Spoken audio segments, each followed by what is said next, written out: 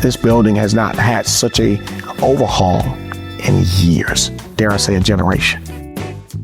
We've been piecing some pieces together, patching some places up, investing capital over and over again. This was one of the more rewarding and interesting projects because it was such a transformative project. As the world changes and things change, these buildings, they ground you to your neighborhood, to your family. You know, you grew up in a church, maybe you move away, but if you ever come back, that building, and hopefully that congregation is there to help you. The 12th Baptist Church traces its history to the founding of the African Baptist Church in 1805. They were having a second-class experience, and folks wanted to organize for themselves.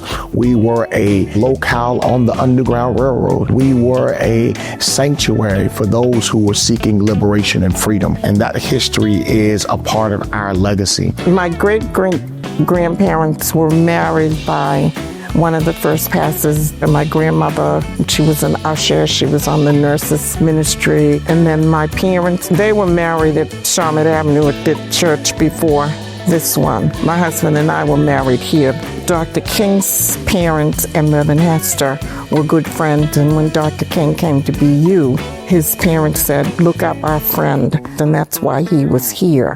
Dr. King and Reverend Haynes would gather some Sundays and have conversations about what was going on in the world and how they could help change it. As we all know, Dr. King goes on to lead the civil rights movement, Nobel Peace Prize laureate, pastor, activist, world changer.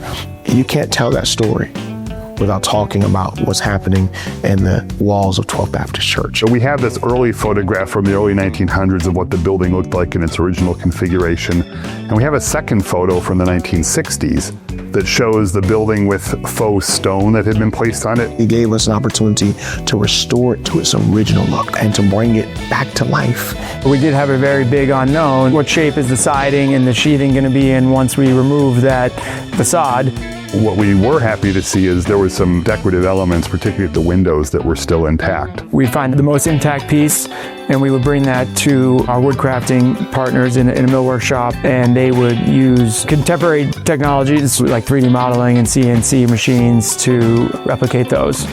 A lot of the details you see today around the window headers and the more ornate carvings that they have there are original, and we were able to just restore those with typical wood repair and paint techniques. I challenge you to pick which one is new and which one is old because they do a great job. People who have lived in the neighborhood always are saying, oh, it looks so nice, it looks so great. We didn't know it was going to turn out like this. To be able to bring something back to the neighbors, to the neighborhood, and add to their own legacy in this building is great. Just the amount of people who came up to say thank you and appreciative of the work, that really resonated with people on my team as well as myself. Our motto for our 185 is we're built to last. Our feeling is we'll be able to stay here for eternity. We were just thankful that we could commit ourselves to preserving our history, preserving this city's history. And we always believe if we don't tell our story, somebody else will tell it for us. And if we don't tell our story, somebody might erase it.